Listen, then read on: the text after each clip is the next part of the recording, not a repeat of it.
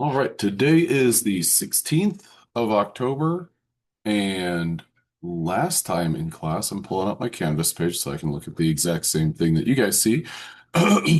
Last time we were talking about balancing chemical reactions, and today in class, we are going to be doing kind of a continuation, what I think is fair to call a natural continuation. So in this natural continuation of a chemical reaction, or balancing chemical reactions, we start to ask about specific amounts. Now, um, one thing that I want to say is kind of let's see, sorry, I had to take my one of my kids to school this morning, so that kind of slowed me down. And anyway, um, this this topic that we are talking about is known as stoichiometry. Now, what I'd like to make an announcement of, um, related but a little bit unrelated to stoichiometry, is that I've posted a series of homework assignments. I posted them on Tuesday. They are homework two through, I think, five, maybe six. I'm going to say five or six. And all of these assignments are two questions. And they reflect material from each of the days of class that we've had, and we've talked about these different things. So make sure that you finish those. They are due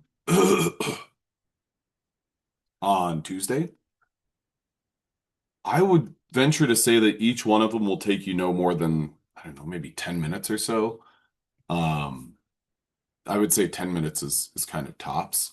They are due on Tuesday, let's see, it would be the 21st at 11:59 p.m. And that is when the key goes up. Um, so you'll still be able to submit it after that time point, but if you submit it after then, since the key will be up, you'll lose half credit. Um, so what I would do is I would, you know, actually, yeah, I would spend a little bit of time later today and just knock them out. It won't take long. You can submit them as a PDF or a JPEG. So you have those two options. Okay, so with that in mind, there is one homework assignment that is on this topic, stoichiometry. Now, we talked about balancing chemical reactions where we would have something like, the date for exam number three. I got a private message asking about that. If I remember correctly, here, I'm gonna share my screen real quick and share my web browser. Okay, there's my browser. Um, so we've got the calendar layout um for our Canvas page. Exam number two is a week from today. On Tuesday, the 21st, we'll be doing a review. If you click November at the bottom of that page, that will take you to the November calendar, which shows you that exam number three is on November 20th. So basically, we'll have our exam, then we'll have 3 weeks worth of class, and then we'll have our next exam. And then it's nearly the end of the semester. Okay, so now I'm going to share my screen back. No worries, don't worry. If ever you ask a question where maybe the answer and the information's available, don't worry about it. Ask it. If I've answered it 7 times in the same class period, then I might sound like for the seventh time. But I forget where things are from time to time. I mean, heck, I don't know where in my kitchen. I regularly forget where the clean baby bottles go. So I do dishes and then I'm like, okay. So don't worry about it. It happens. Okay, so balancing chemical reactions. Is it okay if I leave early? I have to do it. Yeah, go for it. I hope you do well on that exam. That was another private message. Okay, so I want you to think about a balanced chemical reaction as kind of like a rule or a recipe. So I'm going to say, think about this as a recipe. Um, Now, what that means is you have a perfect ratio or a recipe slash or ideal ratio. Now, my first question, give me a Y or N to the chat. Let's say, and let's just look at this visual down here. I'm making these right here, a pair of a Milky Way and a Kit Kat.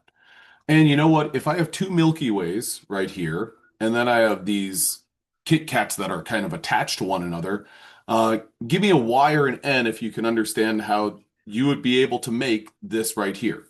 You'd do it by breaking this up and then you just combine. Okay. So let's say hypothetically that I had 100 Milky Ways and then I just had this combination of Kit Kats. How many of these am I going to make if I have 100 Milky Ways? How many of the Yeah, I'd make two. Because if I only have one of this Kit Kat combination, it doesn't matter how many Milky Ways I have as long as the number of Milky Ways I have is greater than two. So it's kind of it's a recipe. A chemical reaction is an ideal recipe. Now, when you see something like this, and we'll go ahead and do this as a poll question. Just one second, I'm going to make that poll question. And okay, so this is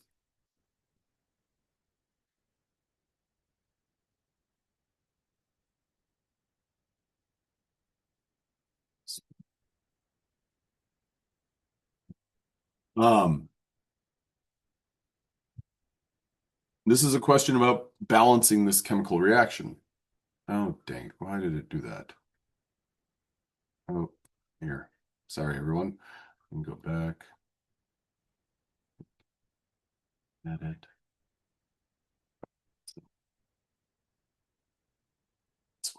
do, edit,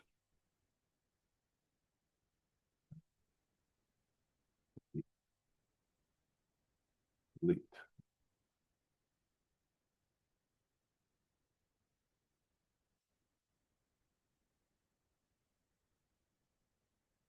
We're gonna work through this one as a group. So okay, so this shows us that when this equation is balanced, what's the coefficient of H2? That's the sort of question that you should expect to see on this material. Now, as you can see right here, we're not balanced. We have two nitrogens, two hydrogens, and then our product has one nitrogen, two hydrogens. So we could go ahead and say, is this balanced with a 1 as a coefficient in front of the H2? No, it's not balanced. So I'm going to go ahead and scribble that out. Okay, now the first thing that I'm going to notice about this is my NH3, there's only one nitrogen. So if I want this balanced, what I'm going to have to do is I'm going to have to add another NH3. There's my NH3 that I've just drawn. So now I've adjusted this to 2.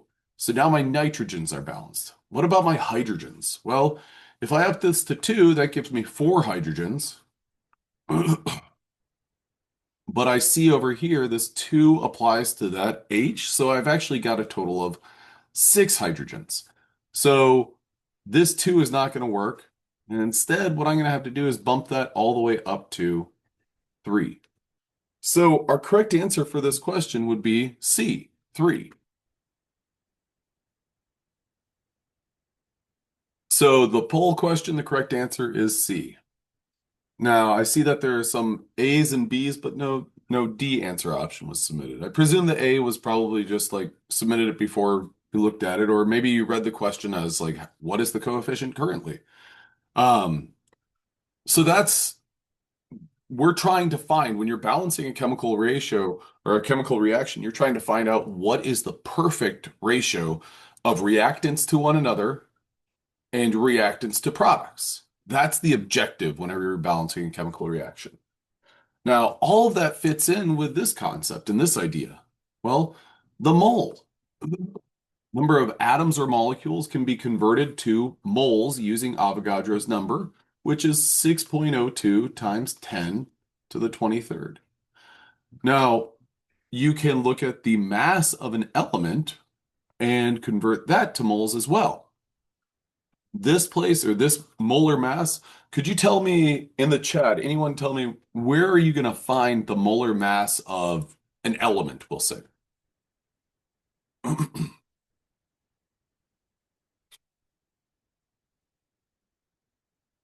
Periodic table. The periodic table is going to have something like this. Let's see.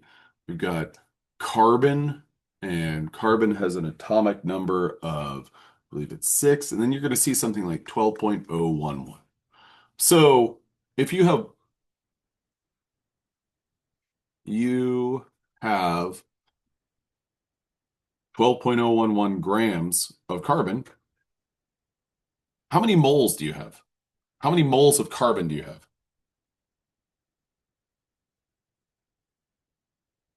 Add to the chat the correct answer.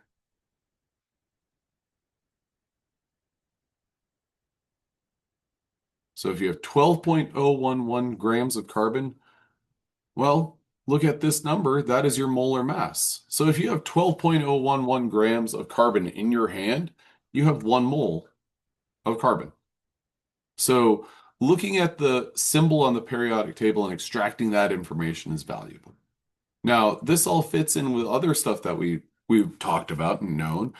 We know that this 6, what does that represent? That represents the number of protons in one carbon atom. So it's important that you're able to convert from moles to mass and mass to mole. Now, one thing that, or along those lines, if you look at this right here, this shows us the formula for a sugar. This sugar is sucrose. That's a common sweetener in candies and drinks and stuff. Um, that has a formula of C12H22O11. NaCl has a formula, or table salt has a formula of NaCl. Now, in this beaker right here is the mass of sugar. And this is the sort of sugar that if you go to your kitchen and you got a bag or a 1 pound bag of sugar, this is what it would look like. If you got some table salt, it would look like this. Now, just from your own experience of if you had like a salt shaker and you had a sugar packet, can you give me a Y or an N to the chat if you've had a salt shaker with salt in it and you've seen the salt shaken out, and if you've seen the contents of a sugar packet? Give me a Y or N to the chat if you can visualize those two things. Now, I think it's pretty safe to say that they would look similar to one another. If you held sugar in one hand and salt in the other hand, and you looked at both of them, and if somebody else put them there, you might be like, ooh, I don't know which one's salt, which one's sugar. Now, with that same sort of thought process, they're going to have pretty similar masses. Now, with that in mind, which one of these is going to, if you put both of these on a digital balance, which is going to have a higher number? Which is going to have a greater weight? 1 mole of sugar or 1 mole of table salt? Give me A or B in the chat. Which one is going to give you a bigger number on a digital balance? Yeah, totally. You're right. A is without a doubt right. Now, but they're both 1 mole. How does that compute? Well, let's look at an atom, or sorry, a molecule. I always try to think about it as a molecule of sugar. A molecule of sugar has 12 carbons, has 22 hydrogens, and 11 oxygens. Compare that to 1 molecule of salt. one sodium and one chloride. Okay, so give me a Y or N in the chat if you can kind of, or you can make sense of the fact that sugar or 1 mole of sugar is heavier than 1 mole of salt. Give me a Y if you, yeah, I can reconcile that. That makes sense in my brain. Or an N if you say that doesn't make any sense. Okay, great. I'm seeing lots of Y's there. Now, what we want to be able to do is convert from a mass to a mole. And this is all important because, well, if we go back to this right here, a balanced chemical reaction, answer in the chat, if I have 1 mole of N2, how many moles of H2 do I need to produce 2 moles of NH3? How many moles of H2 do I need? Kelly, you're absolutely right. I need 3. A balanced chemical reaction. You could think about a chemical reaction as moles to mole ratio. Could everyone give me a 7 in the chat if, oh, okay, I see that, or a 3 in the chat if, wait, that doesn't make any sense.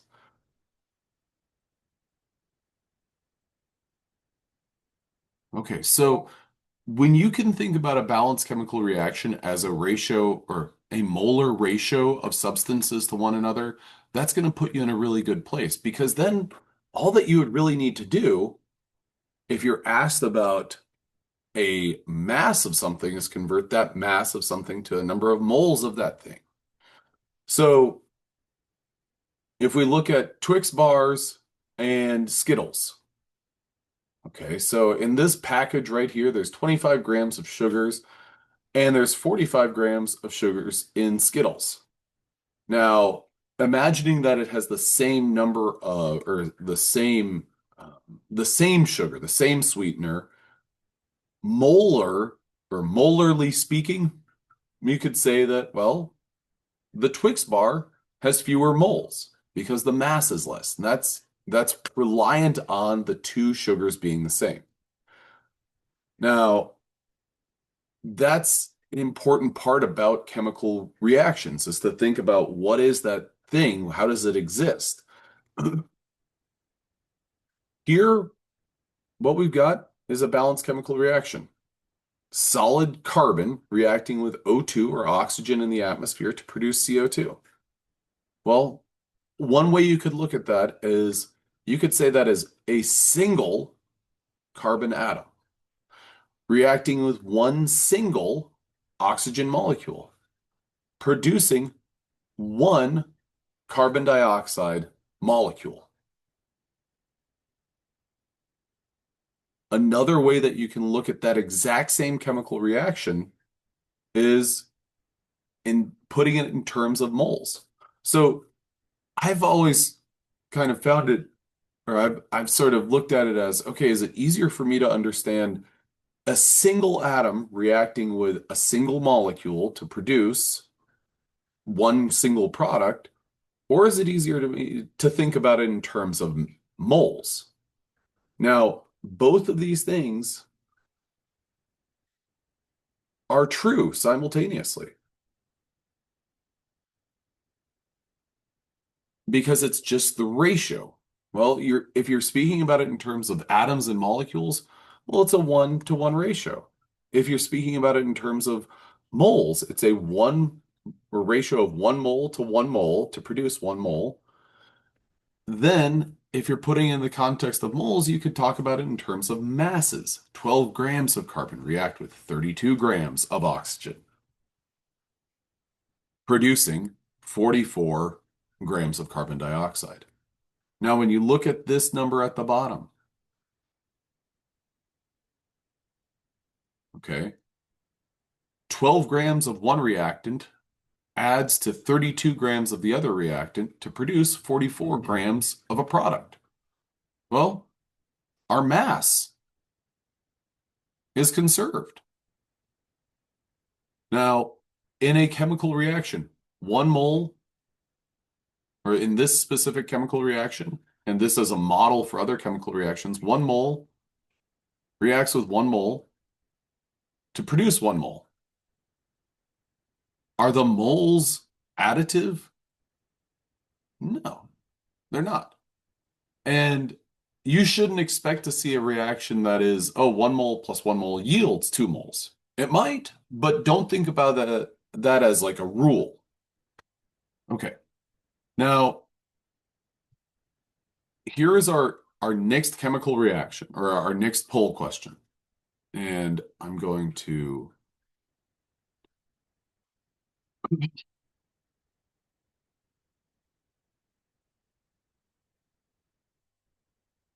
before I launch this one, I want to get some responses. How many total moles of reactants are there? Total number of moles are there? Add to the chat. How many moles of each reactant? Add those together and tell me the answer in the chat. How many moles of reactants are there?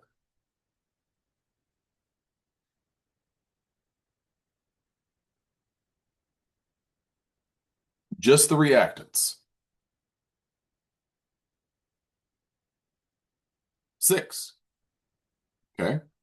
And then Kelly answered well, how many total moles are there? Well, there's 13. So I bring this up because I want you to see it and recognize it, but then say, okay, I'm not going to do too much with that.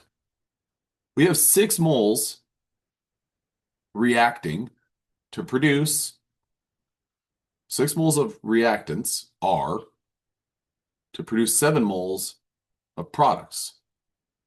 Okay, I got a private message question. How are there 6 moles? Well, I took the coefficients 1 mole of C3H8 and 5 moles of O2. On the left-hand side, these are my reactants. So I just added those two numbers together.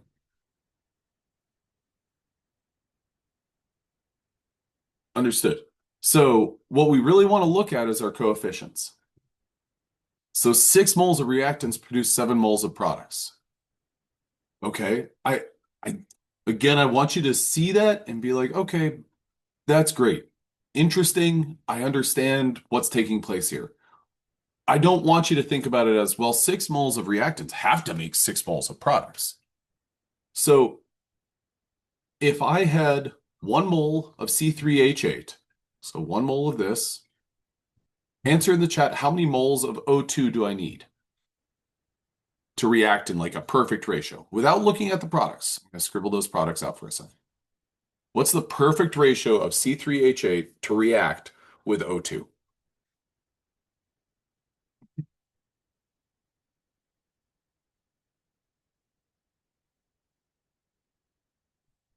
One mole of C3H8 reacts perfectly with 5 moles of O2. Tori, you're absolutely right. 1 to 5. So can you see how this is a 1 to 5 ratio? Add a Y or an N to the chat.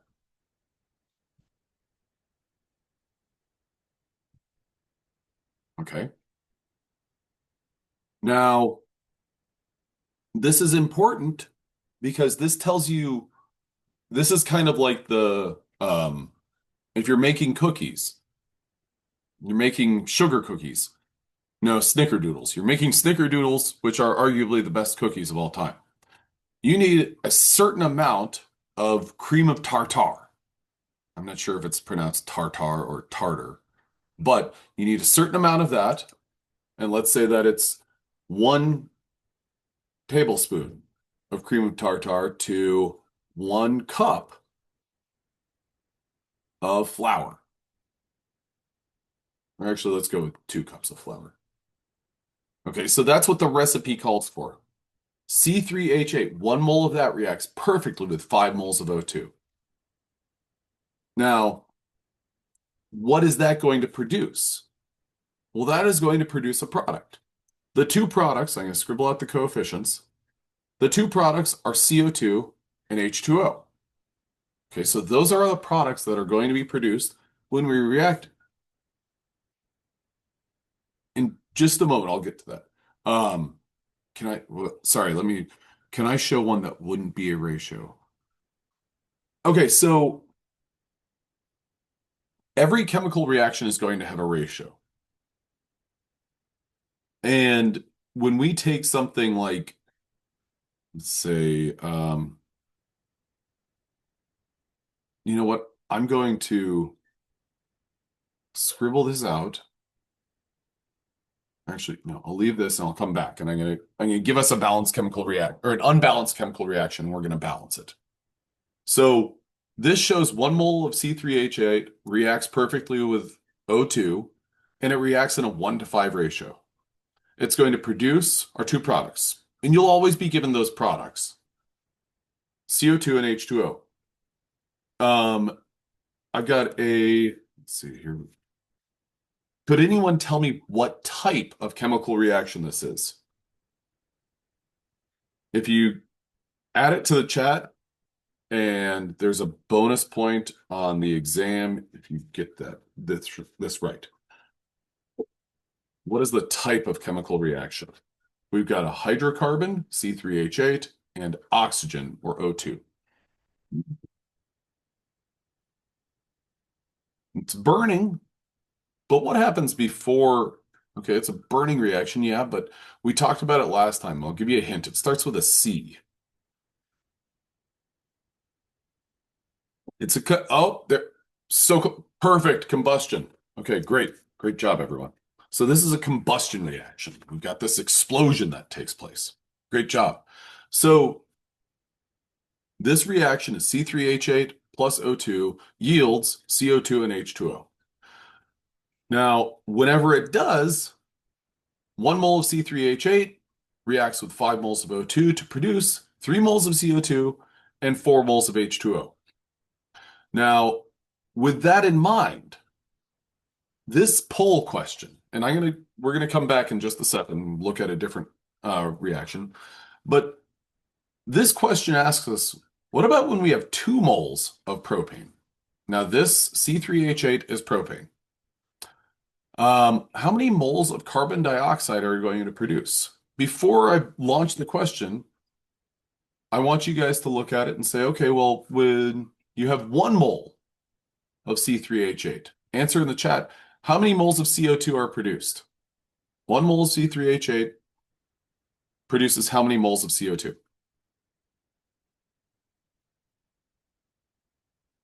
3. Perfect. So if you look at a reactant to the other or to the product, would you agree that is a 1 to 3 ratio? Now, that is the optimal ratio. Are you always going to be reacting just 1 mole? No, you're not. So this poll question is getting at that. Now I'm going to launch this question and go ahead and put your answer in. And then I'm going to work through it. So if we have 1 mole of C3H8, we'll get 3 moles of CO2. But what about if we have 2 moles of C3H8? Well, then one thing that's going to mean is that we're going to need more O2. Would you agree that we're going to need 10 moles of O2? Yeah. And when we have those 10 moles of O2, then we're going to get 6 moles CO2 and 8 moles of H2O. So 2 moles of C3H8 will react perfectly with 10 moles of O2 to produce 6 moles CO2 and 8 moles H2O.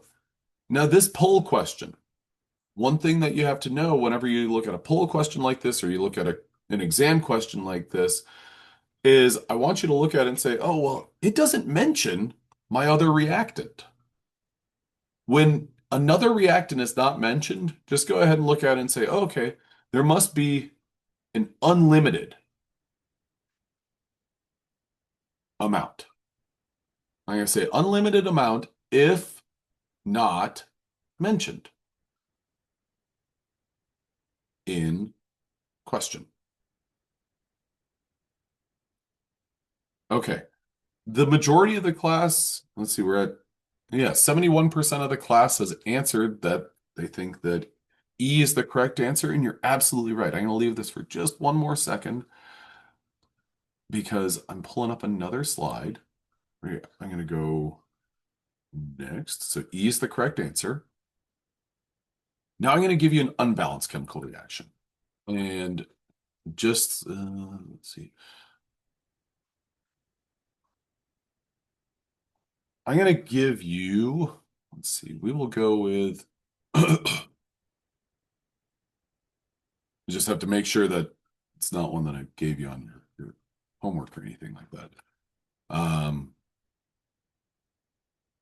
Okay, yeah. P4O10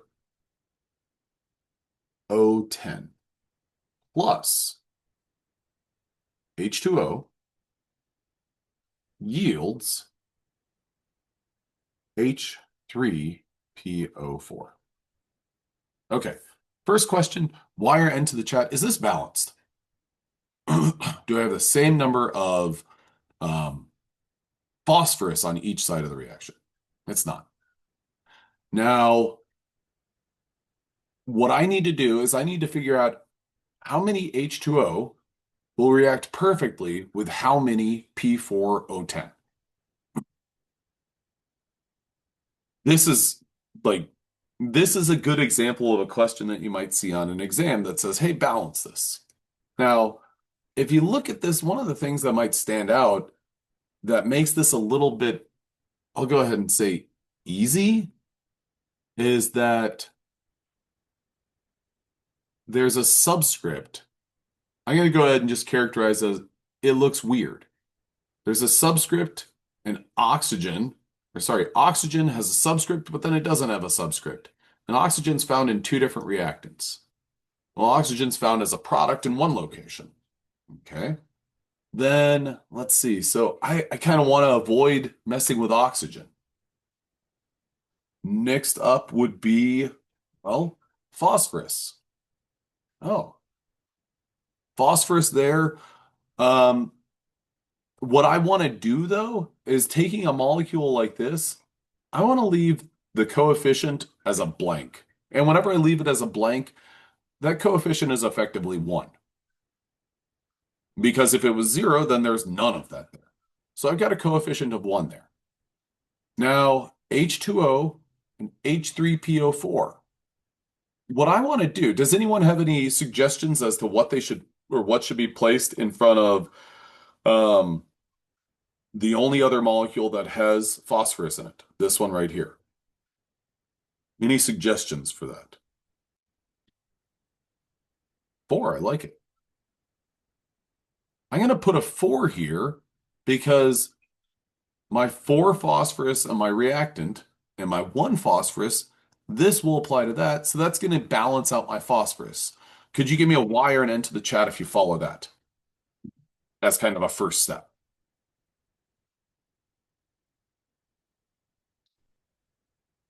Now, when I do that, I'm going to say phosphorus, phosphorus. I always like to just kind of keep track of them. HO, HO. Phosphorus is balanced. Whenever I put this 4 here, that means my hydrogens are not, are impacted and my oxygens are. How many oxygens do I have on my product side? 4 times 4 puts me at 16 oxygens. How many hydrogens do I have on my product side? I've got, well, 4 times the subscript of 3, I've got 12. And you know what? I'm going to put a 4 by my phosphorus just so I can keep that number, but I've got that balanced at the moment. Now, I'm going to go back to my reactant side. How many hydrogens do I have as a reactant? Well, I've got hydrogen in only one location. I've got 2 at the moment. And then oxygens, I've got a total of 11. Could everyone give me a 9 in the chat if they see that and they follow all that? And they understand where all these numbers came from? Okay, great. Now, what we can do is obviously see that the coefficient of in front of a reactant needs to be altered. And, you know, because my phosphorus is already balanced, I don't want to mess with this coefficient. What instead I want to do is I want to change the coefficient in front of H2O. Could anyone propose a good coefficient in front of H2O? I like it. 6. Whenever I put a 6 here, what does that do? And actually, before I proceed, could everyone give me a 6 in the chat if they see that? Kanan, thank you. That's great. Okay. So now I'm going to say 6 times 2 is 12. So now I have 12 hydrogens. So I'm going to put a check mark by that.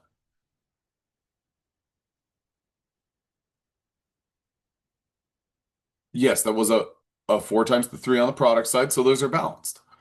Now, what about my oxygens? Ooh, well, my oxygens, it's actually 10 plus 6 times 1. I'm going to put this in parentheses.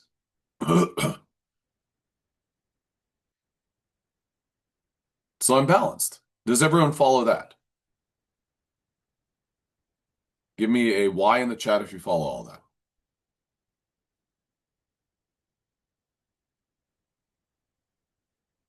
Okay, great. Now, this is this is balancing. This is how you manipulate the coefficients and you figure out how many total of each atom is on each side of the equation.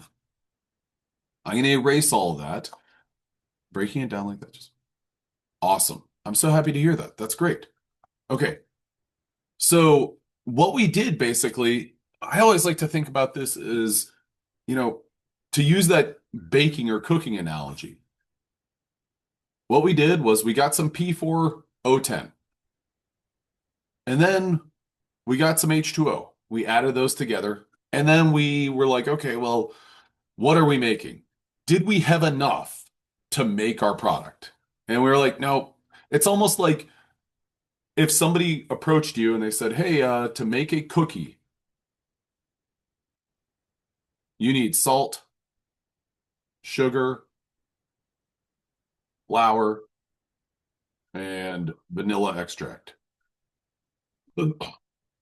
They said those are the 4 ingredients that you need. That's it. And you're like, oh, okay, cool. You do a trial and error. And you would, let's say that you got 1 cup of salt, 1 cup of sugar, 1 cup of flour, and 1 cup of vanilla. And, this person said, here's your ingredients. And then you're going to put in the oven for, 12 minutes at 350 degrees. You said 12 minutes, 350 degrees Fahrenheit. Um, Let me ask you from a, I would say, borderline professional cookie eater, and if anyone else has eaten a cookie, on a scale of 1 to 10, 1 being these are going to be amazing cookies, and 10 being probably unedible. Yes.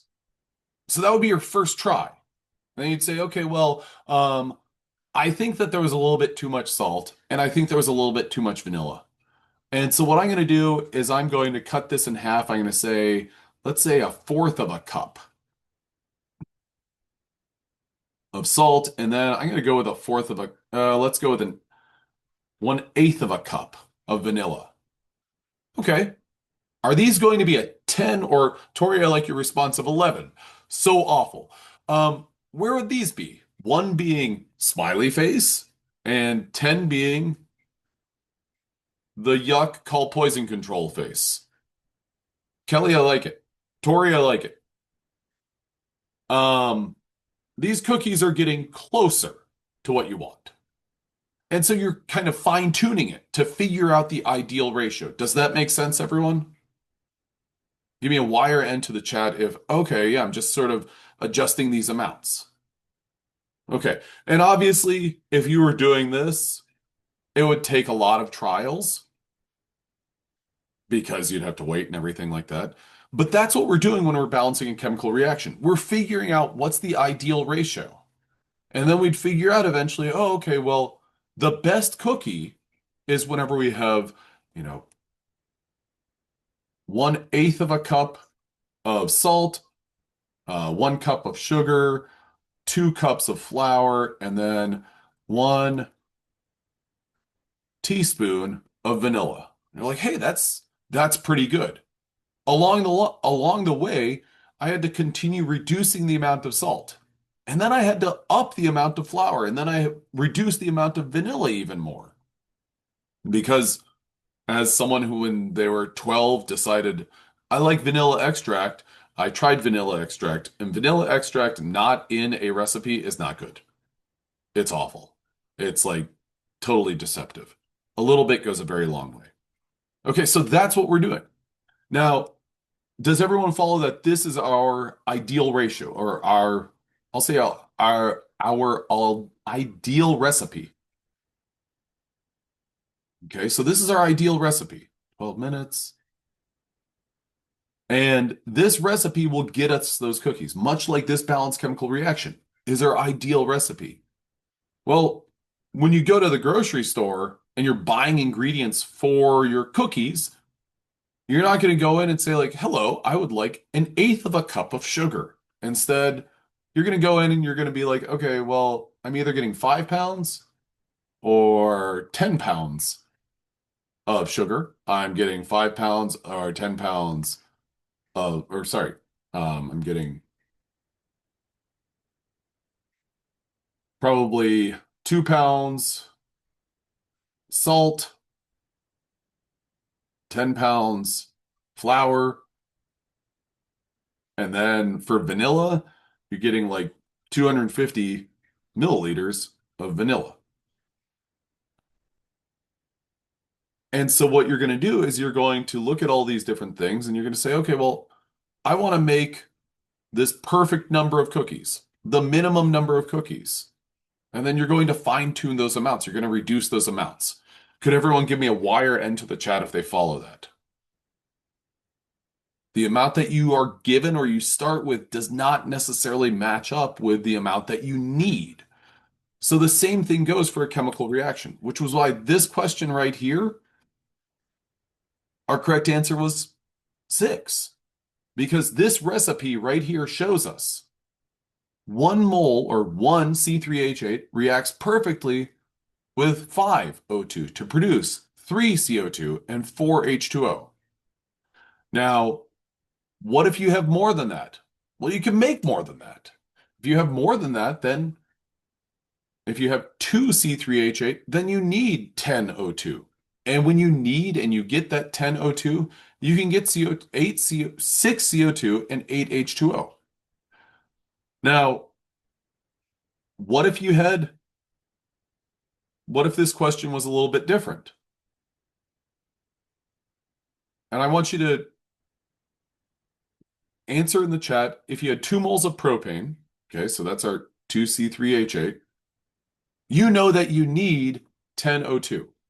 You need 10O2, but you only get, or you only have 5 moles of O2. You only have 5 moles of O2. Tell me how many moles of CO2 are you going to produce?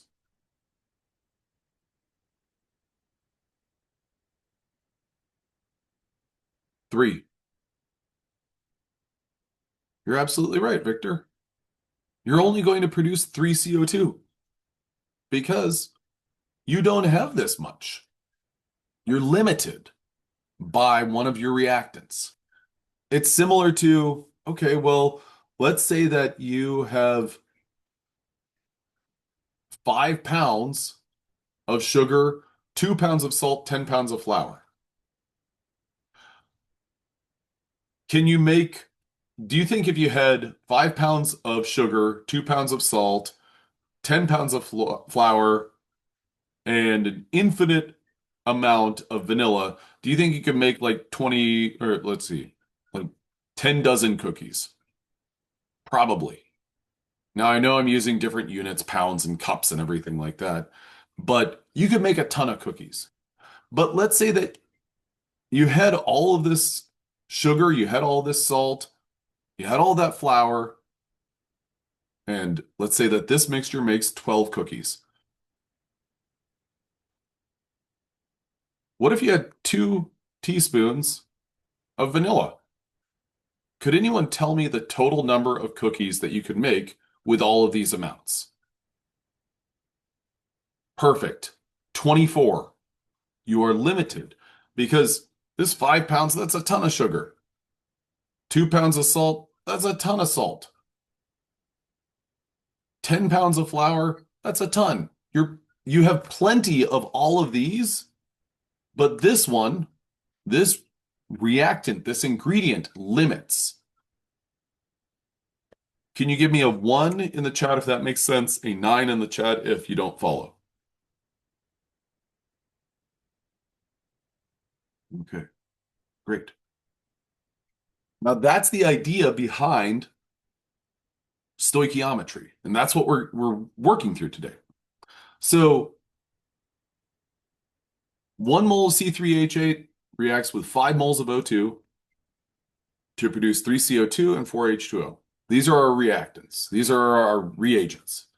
Now, what we want to do is we want to find out, well, what if we have 100 grams of propane? What mass of water are we going to produce? So in this question, what we're doing, okay, I got a private message question or a private message response that says 400 grams. Okay. Now, that's a great guess. I like that. But what are our units when we talk about a chemical reaction?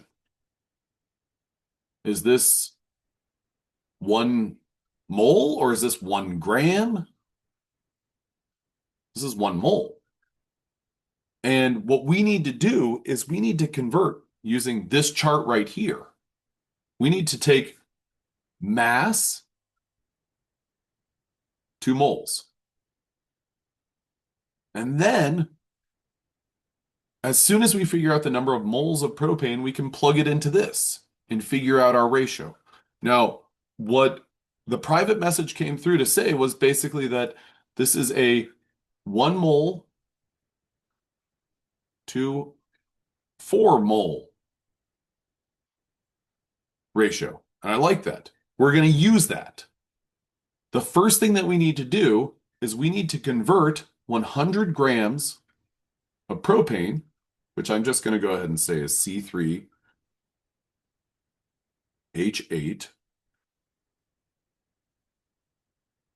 I'm going to convert that to blank moles.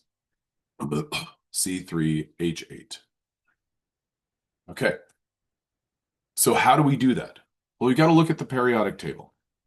And if we look at the periodic table, we will see that the mass of 1 mole of C3H8 is going to be, let's see, carbon has a mass of 12. So 12 times 3 is 36. Hydrogen has a mass of 1. So 1 times 8 is 8. So 36 plus 8 is 44. Can everyone confirm that they understand where this information, this 44 grams, came from? Give me a wire into the chat if you follow that. I used the periodic table, and that's how I came up with the 44. Okay. So what I'm going to do is now I'm going to say, all right, well, do I have 44 grams?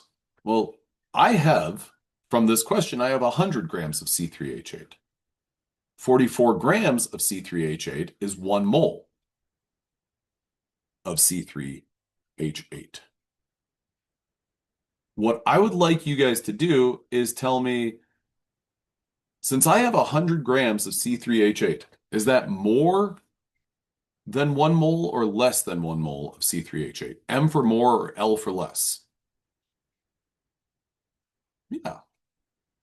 I'm going to use that because now what I'm going to do is I'm going to say, what is 100? Just a second. I got to get my calculator up here.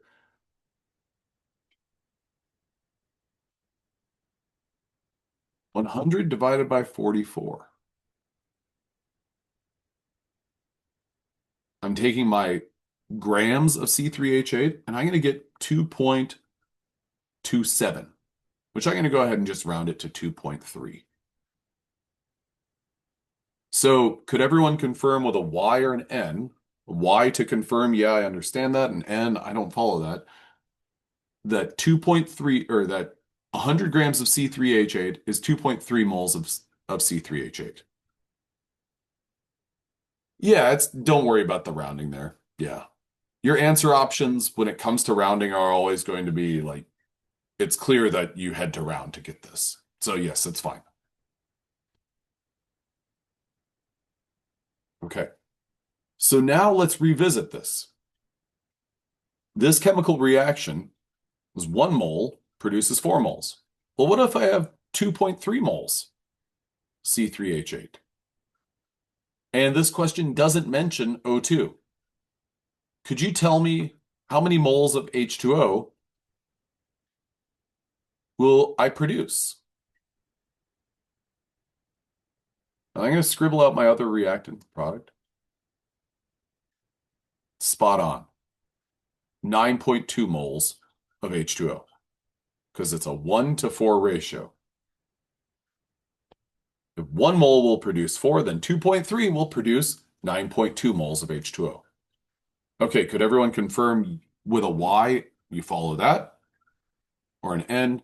How did you do that?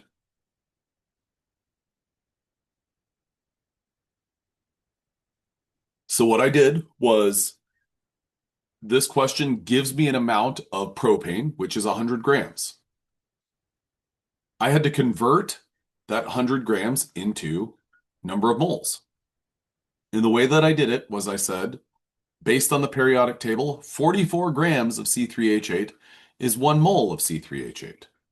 So if I have 100 grams, that means I have 2.3 moles of C3H8. Now my chemical reaction tells me that my ratio of C3H8 to H2O is 1:4. So this 2.3, I plug in here and I say, okay, well, I actually have 2.3. So how much H2O can I make? And that's how I determine that it's 9.2. Now, this calculation does not end this question. This calculation is what mass of water is formed? Well, what I'm going to do is say 9.2 moles H2O. And then I'm going to do this little kind of calculation where I say, okay, well, what is the mass of 1 mole of H2O? Why am I asking about 1 mole? Well, because what I'm going to do is take this 9.2 and multiply it by a number right here. And then I will divide it by 1 mole of H2O, which means that the moles of H2O will cancel out. What number am I going to put here is what is my molar mass of H2O? I'll give you guys a second. Could somebody look up the molar mass of H2O or the molar mass of water and add it to the chat? Because then I can put that in there and we can finish this calculation.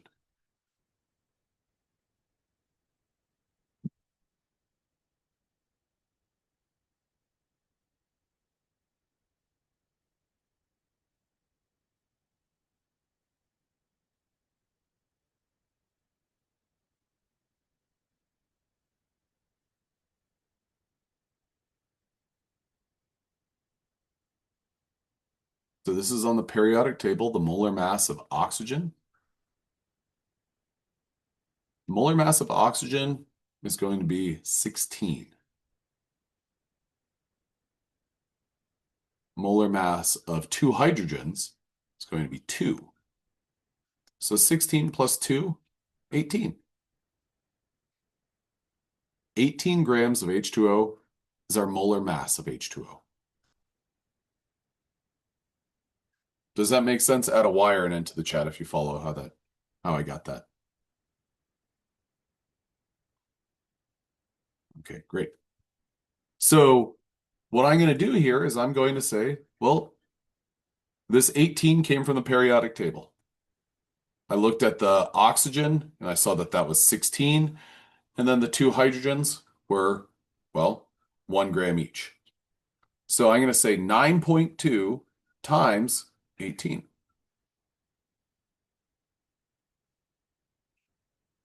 And the answer to this question ends up being 165.6 grams of H2O.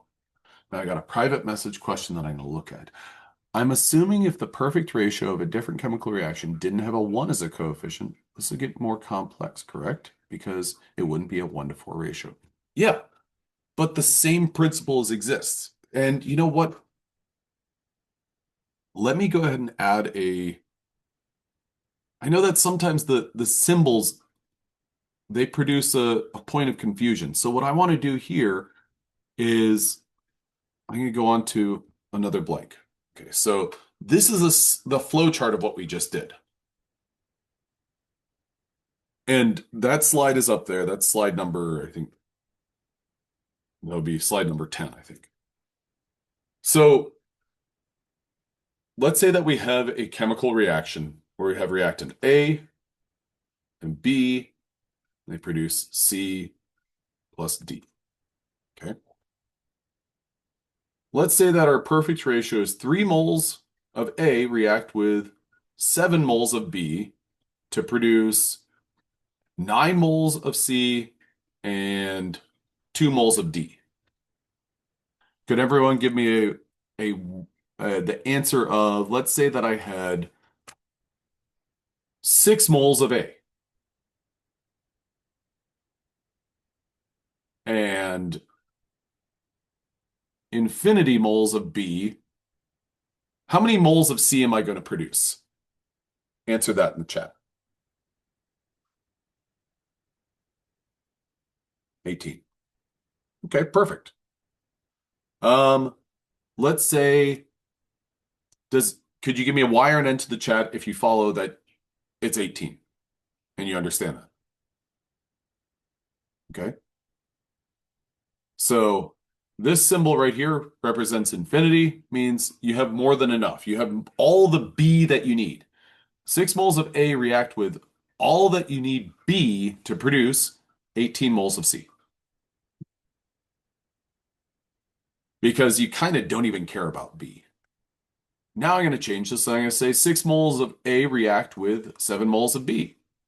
Well, I didn't ask about D, and we'll get to that. It doesn't matter at the moment.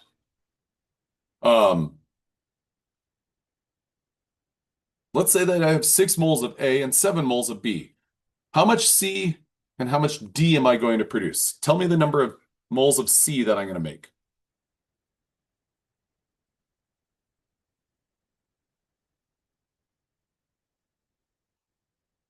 Okay, so I got a private message. I've gotten two. I've gotten one that says 9 and one that says 18. This right here is my balanced chemical reaction. That's my perfect ratio.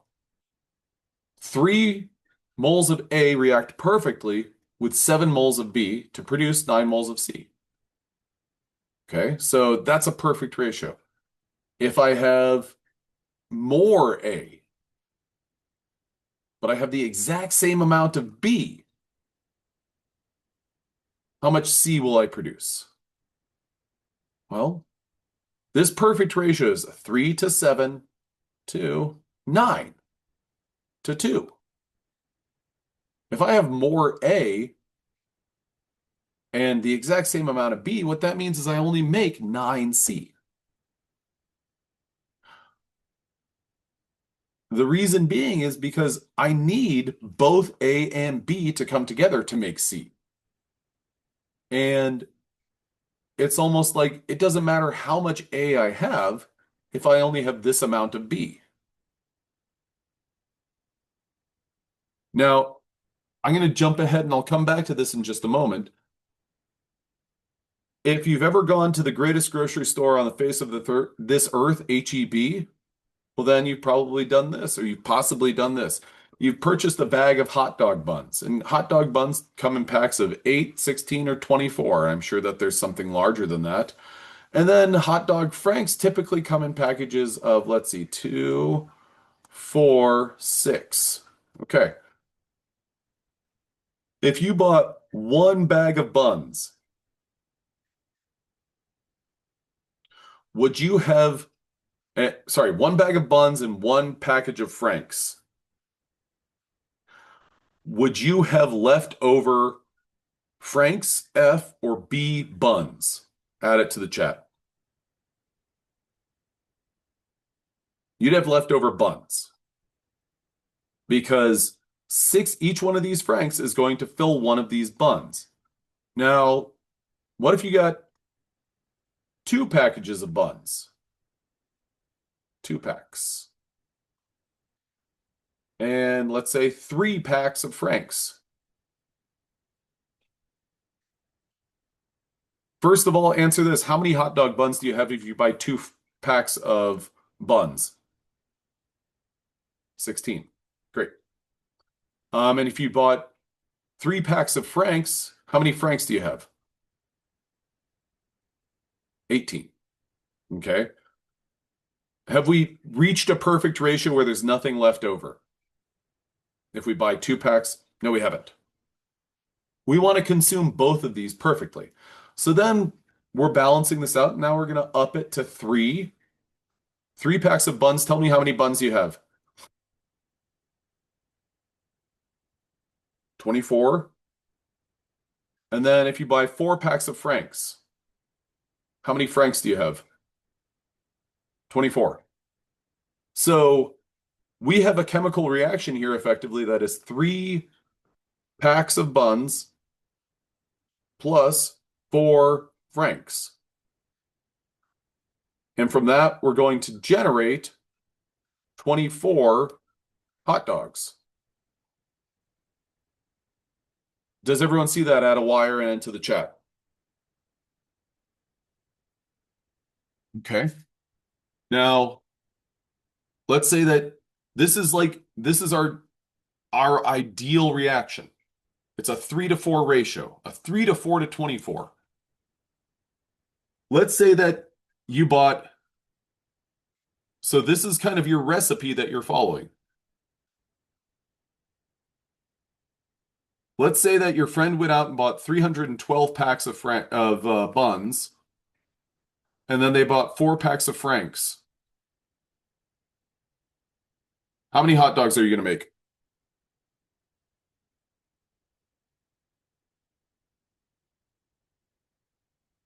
$24. Why? Add to the chat why.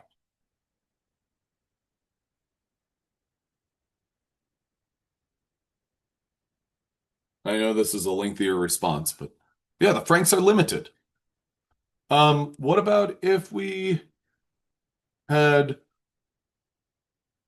312 packs and we got 5 packs of Franks. Your friend really came through and they're like, don't worry, I got 5 packs of Franks. Tell me how many hot dogs are you going to make? 30. Are you going to have excess hot dog buns floating around? You are. Okay. Now, let's say that you drop down to 2 packs of Franks. My first question, add a wire and to the chat. Are you going to be able to make hot dogs if you have this combination compared to this ideal ratio? This isn't a trick question. Yeah, you absolutely will. How many hot dogs are you going to be able to make if you have this combination? 312 and 2. Perfect. 12. So this right here is the ideal ratio. This is this is what you want. If you have less than that, can you still make the product? Yes. If you have more than that, can you still make the product? Yes.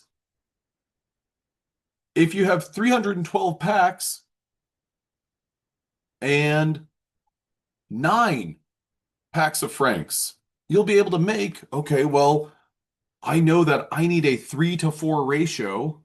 I don't have that 3-to-4 ratio. So what that means is that this packs of hot dog buns are in excess. The Franks are limiting. And Kanan, you're absolutely right. You're going to make 54 hot dogs from this. Now, I know that making the transition from talking about this as like a okay, this is something tangible. I know how to make a hot dog with a Frank and a hot dog bun. But that's the hill that you need to climb to be able to do this sort of thing. Now, always look back at what is your balanced chemical reaction and try to think about this as a recipe for hot dogs and hot dog buns or something like that. So, what I'm going to do is I'm going to erase this, and then what we're doing is we know that if we have three, or the way that I like to think about this is I like to think, okay, here's my balanced chemical reaction. 3 moles of A and 7 moles of B. What I like to do is I like to look at each reactant in a problem. And let's say a problem comes along and it says you have 7 moles of A. What I'm going to do is I'm going to say, okay, well, I have 7 moles of A. Hmm. And then I'm going to ask the question, how many moles of B do I need? Does that question make sense? Add a wire end to the chat. Okay. Now, what I'm going to do is I'm going to set up a calculation. And how I'm going to use that is I'm going to say, I'm going to start with the information that I have. 7 moles of A. That is in my numerator. Then I'm going to put together my ratio. My ratio is 7 moles of B to 3 moles of A. I'm going to put 3 moles of A on the bottom here. Why am I going to put that at the bottom?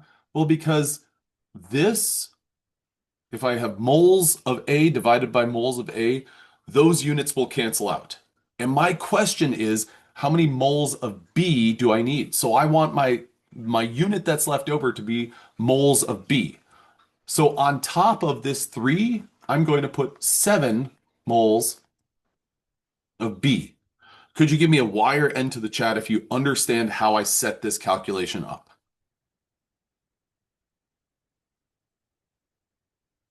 Now, where I'm going to go with this is I'm going to say, all right, well, I'm going to go with, there we go.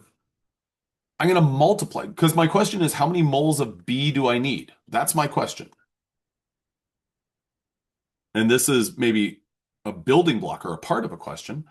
I'm going to say 7 times 7, that's 49.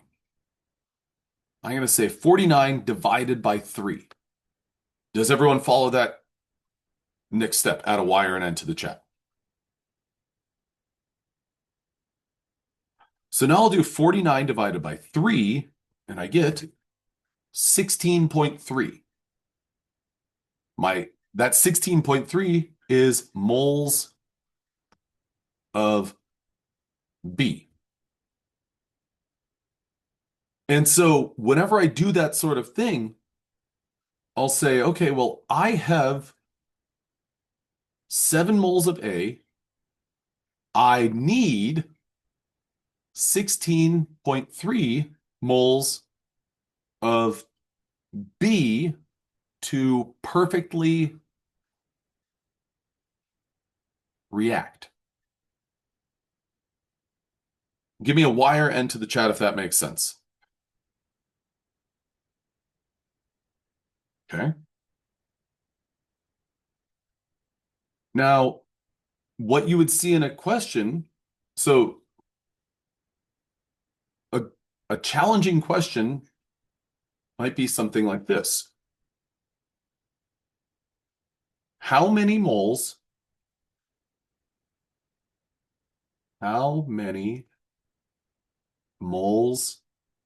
of A will be produced, or how many moles of, let's say, D, will be produced if 7 moles of A react with 32 moles of B. And there's our question. Okay. Now, one of the challenges of this sort of question is to keep everything straight and be like, okay, well, this is reacting with this to produce this. So here's your question.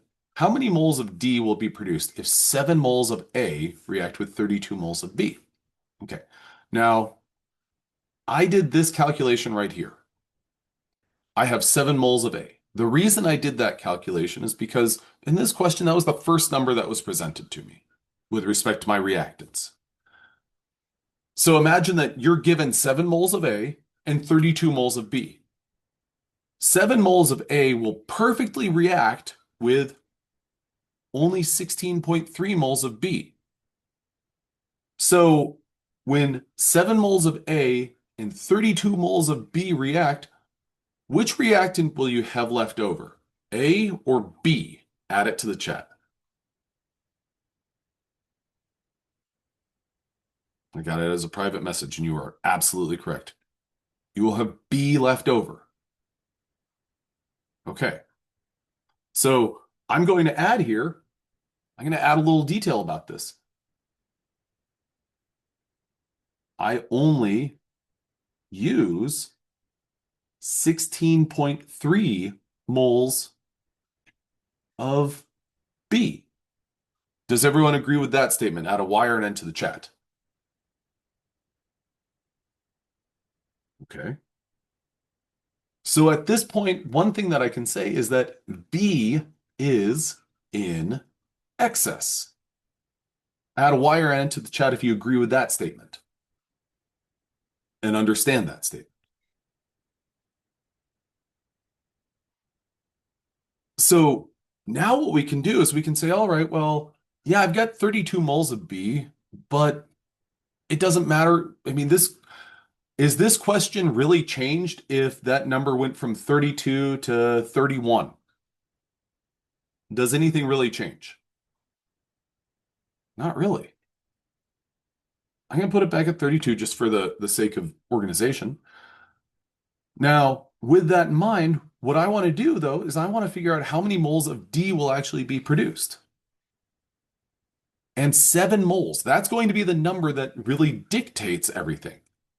So I can go back and I can, erase. Actually, I'll do it down here. I'm going to set up an equation very similar to this. 7 moles of A, because that's the amount that I'm given, and all of that A will be consumed. Now I'm going to reference my balanced chemical reaction, but rather than saying A to B, what do I want to relate A to? I'm going to say 3 moles of A. What am I going to put above this? Yes, D. Can you give me a Y or an N to the chat if you follow that? Awesome. Awesome. What am I going to, I'm going to say moles of D. What number should I put in front of that moles? 2. Yes. Wonderful. 2 moles of D. Okay. So what I'm going to do is I'm going to say 7 times 2. Plug this into to my phone. 7 times 2 divided by 3. And before I put the answer down, could everyone confirm with a Y or N? Yes, you followed what we've done so far. So I would have 14, because 7 times 2 is 14, divided by 3. My moles of A are going to cancel out, and that ends up being 4.67. Can you confirm with a Y or N that you follow that calculation? Okay. Now, with all of that said, is this an involved question? Yes, it is. Is this super easy? The individual pieces are. But this is kind of like you're building a Lego. You've got this piece that needs to connect to this piece that connects to this piece. So going from here to here is kind of tricky, but you have all these little pieces that you build in to get from this location to this location. Now, that is where we are going to wrap today. On Tuesday, we'll be doing a little bit of a review. Um, I thank you guys very much for coming to class. This is tough stuff, so I don't want you to get like demoralized or super frustrated with it. Um, we'll work on it a little bit more on Tuesday, and you will be ready for this by the time your exam rolls around, which is a week from today. Thank you guys very much for coming. I hope you have a great weekend, and I will see you guys on Tuesday. And if anything comes up, shoot me an email and I will get back to you as soon as I can. And if I don't respond in 24 hours, shoot me another one. Thanks, guys.